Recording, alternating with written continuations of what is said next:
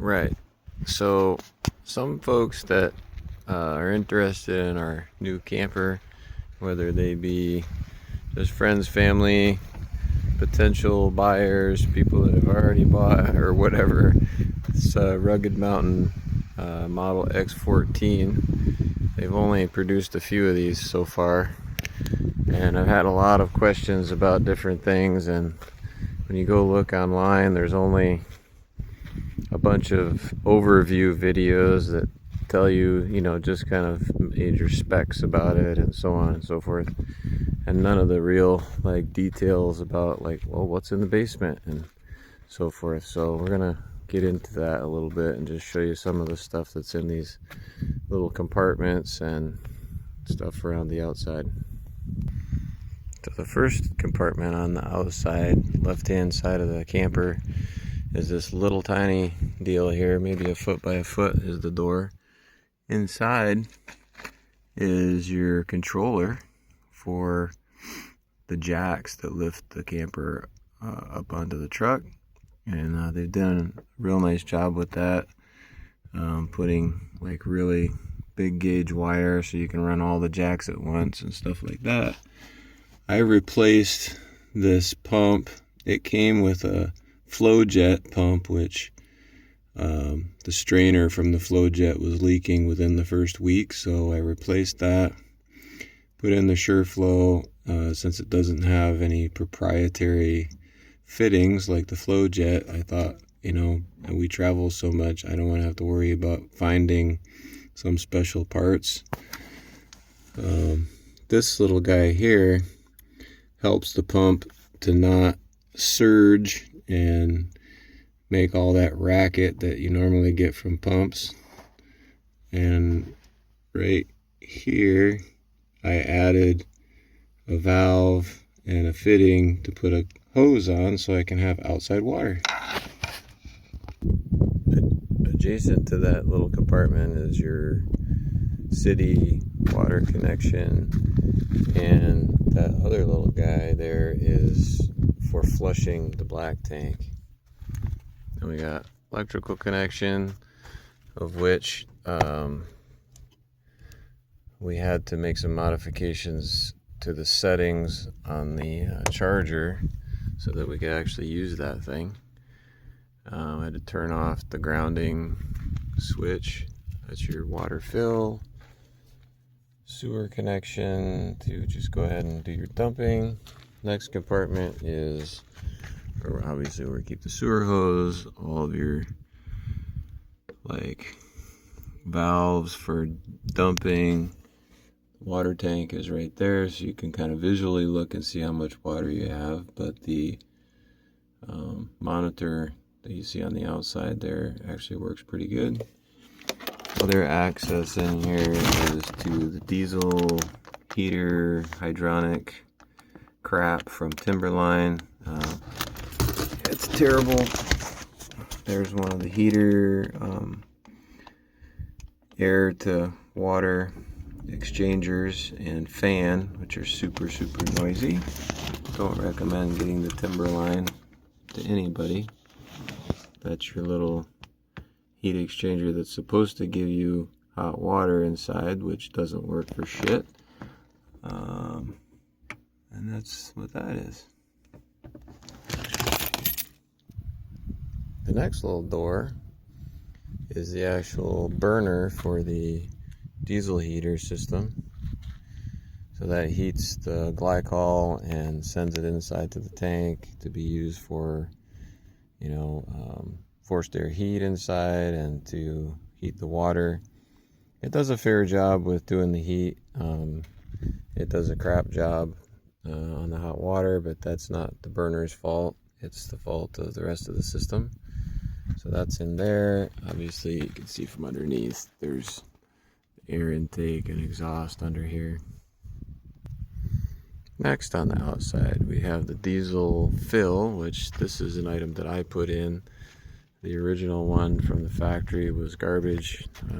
It was absolutely no way to fill it without it spilling all over the place. They had used a vertical deck fill in a horizontal arrangement, so there was no way to get diesel into it either from a jug or from the pump without spilling it. That's the bottom of the diesel tank. Next compartment on the back is very handy. They did a good job making a nice big opening here for you to be able to get stuff into the storage area.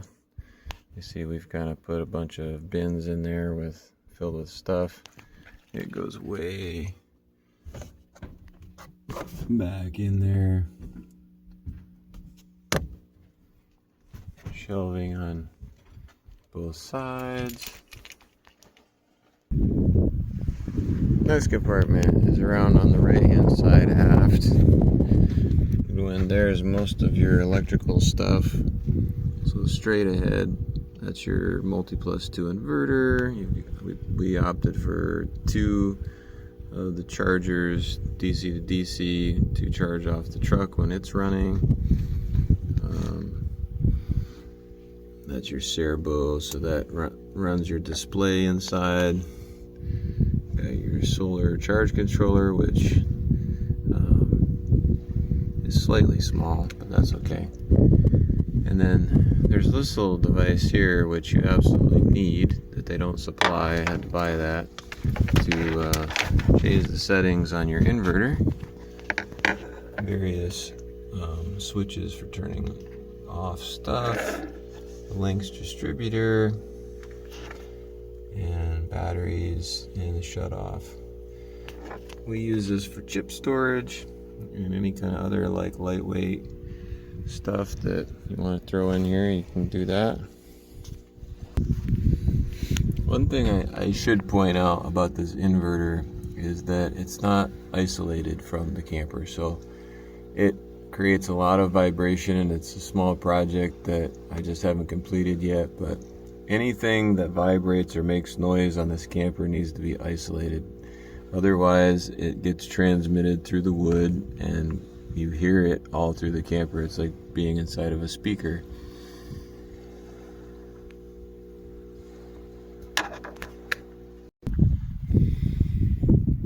Next compartment on the right hand side, mostly batteries. Just behind the batteries is another air heat exchanger for heating the cabin.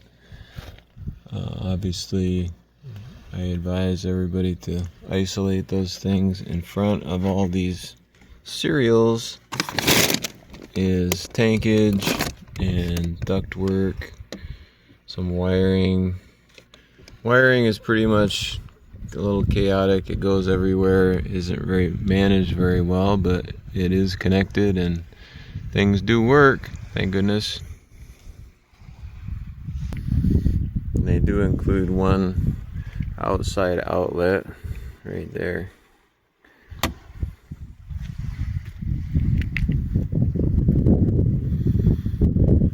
On the jacks, I went ahead and just bought the kind of expensive covers to keep the dust and debris and rain out of those things. A little maintenance.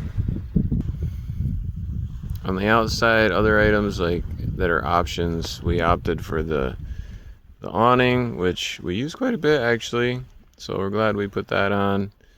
Other option items that, depending on your truck, I guess, that may or may not be needed: the swing out brackets in the front, the fast guns, and these stable camper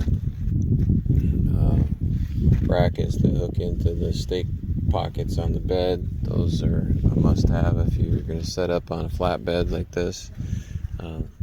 So stable camper boxes on the bottom. So just a couple quick items to note on delivery, like for you to check and make sure it's sealed up, is these screws. All the screws on the outside, these smaller ones anyways, the big ones that were like big bolts and stuff seem to have sealant on them, but for some reason they sealed all the way around the outside of like these flanges on everything, but none of the screws were sealed, so they were all just stuck into the wood, which Doesn't make sense to me, but it's a production issue that I'm sure they probably have corrected by now, because we did let them know about that. Things like on these lights, everywhere that there was little screws up here, etc. The screws were just going in bare with no sealant whatsoever. So we had to go around and fix that. Something that I added to the screen door was this perforated aluminum. It keeps pets from breaking the screen, essentially. We have cats, so that was something that we had done on our previous camper, and it's pretty easy to buy that stuff and put it on. I put it on the inside and the outside. I did have to move this latch up to make it a little bit easier, but that was pretty easy to do. So, other inside items. So adjacent to the door, I made this key rack / coat hook and mounted that there. Gives us some storage for the keys, other stuff like the fly swatter, purses, whatever. I always keep a flashlight by the door, a little mini mag light. We mounted the other controllers for stuff down there. They put the fire extinguisher there.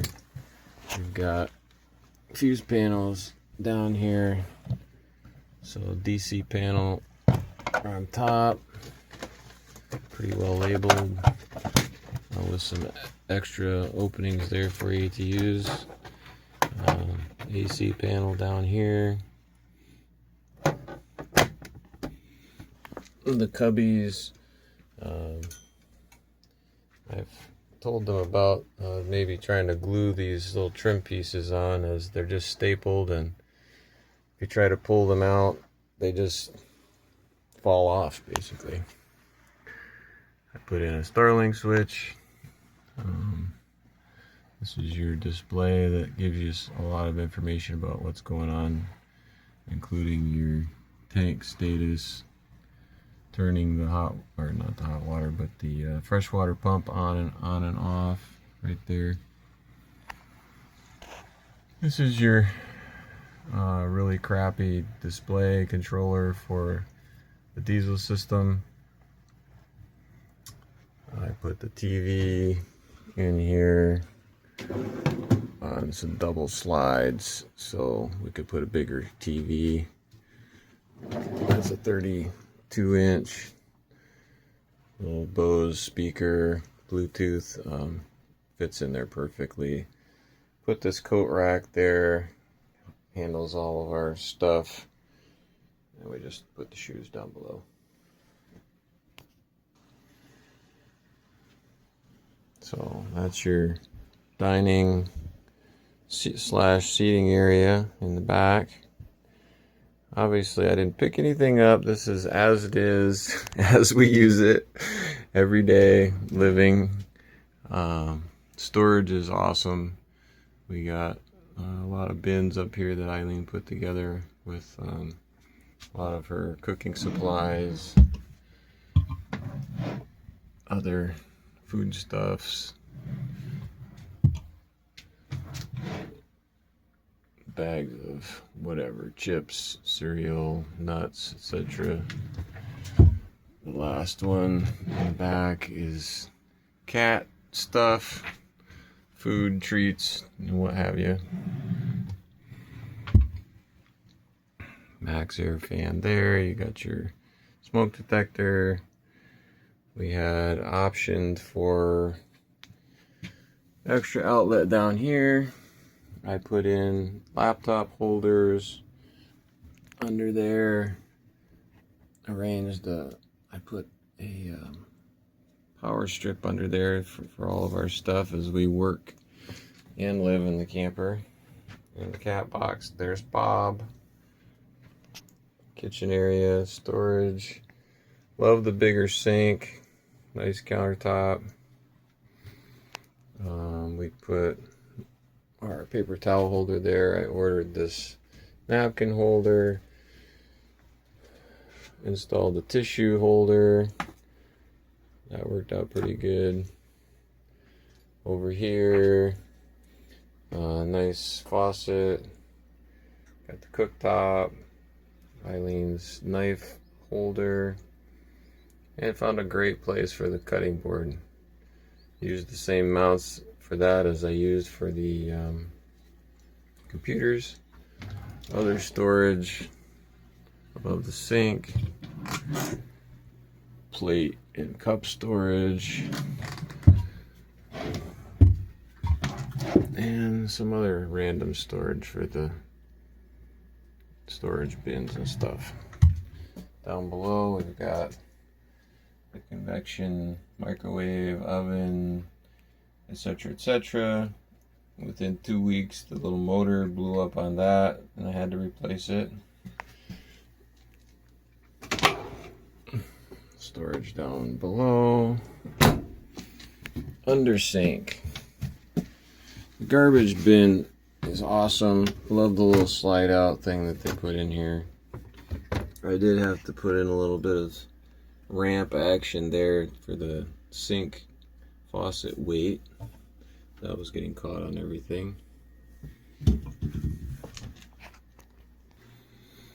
Up above, we opted for the Houghton 3400. It has a heat pump option, which I thought would be a great deal just in case for backup heat source, and it does work pretty good. We opted for the 10 cubic inch Norcold. It's a little bit noisy, but at night we found there's this option you can turn this button and it runs the compressor at half speed and makes hardly any noise. And I always wondered to myself, why can't it always just run at half speed? But anyway, that's a question for the ages, I suppose. Upper storage, Eileen has some yoga stuff and weights in there. Not very well utilized, I guess. This pull-out pantry was a whole debacle. It's not made to go in campers, but we made it work. We reinforced it with a whole bunch of wood and screws and stuff, and sort of rebuilt it, I guess, and now it works pretty good. I put 3 extra latches on it, and additionally put another handle up above, and that acts more as a spot to hang another towel, but it makes it easier to open and close the thing as well. Shower area has a nice little fan in there that they put in. I swapped out the shower head with a different one. We primarily let the cats have their bowls and stuff in here, and our laundry and that type of stuff. So when we do take a shower, there's a couple things to remove. Storage in the bedroom area is awesome. Got lots of shelving, no hanging lockers, thank God. I don't know why manufacturers put hanging lockers in, except for cost savings, I suppose. Overhead, skylight, escape hatch, has an electric opening hatch, which is awesome. Touch on and off lights, storage bins by the beds, and below the windows there is the cat seats, but those are also storage bins and more clothing storage. Now the typical option for storage is not what we've opted for here, so this is just standard storage on both sides shelves, which is the way we like it. But inside the bathroom itself, you see this storage bin directly in front of me. That's typically a pull-through storage bin. That's their standard setup. We wanted more actual storage, so I asked them to put this cabinet in, which is amazing. It's like having a giant medicine cabinet, so we can put all of our junk in there. Just, random stuff that you need. I put these fancy hooks and towel bars. Behind here I added a mirror that has a light on it. This faucet was something that I put in. They put a useless one that blocks the whole sink, so that's something to be aware of. You could probably spec to have a swiveling faucet. Otherwise, you'll have to replace that after you buy your camper. Put our bin in there. Towel rack on this side. Toilet paper holder there. Inside this bin, if Bob will move out of the way, is more storage.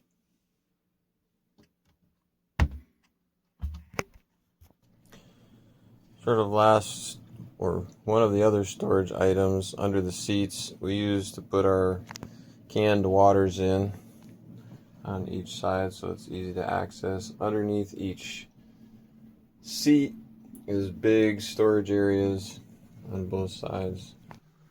So under the left-hand seat behind the galley, there's a big storage bin under the seat.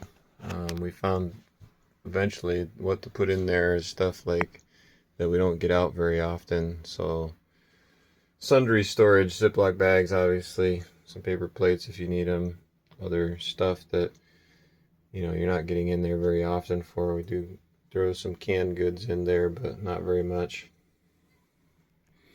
This is also your access to the top of the diesel tank under there, and also access to the top of the glycol tank. And the right hand side storage bin. Just a big open hole to stack stuff in. We keep our backpacks in there. Another item that I added that I didn't really mention before was this door in the top cubby. Allows me to get some access into this area behind the refrigerator. It's kind of a huge void back here, and it's where I installed all of my Starlink equipment, router, mini computer, and all hard drives and all kinds of other stuff. It's a pretty gigantic area back there that lends itself pretty well to that kind of stuff. You can't really store anything in there, but nevertheless it's available if you have a use for it. Okay, up on the roof, solar panels, escape hatch. We paid them for the extra 2 panels because why not? I installed, this is our small Starlink. I put in this little box here, junction area, to run all my cables inside for the cellular antenna over there and the other Starlink. So we have 2 Starlink antennas on the roof, one high performance and one standard. There's your heat pump AC unit. Pretty low profile, works good. Max air fans. Right there is the vent.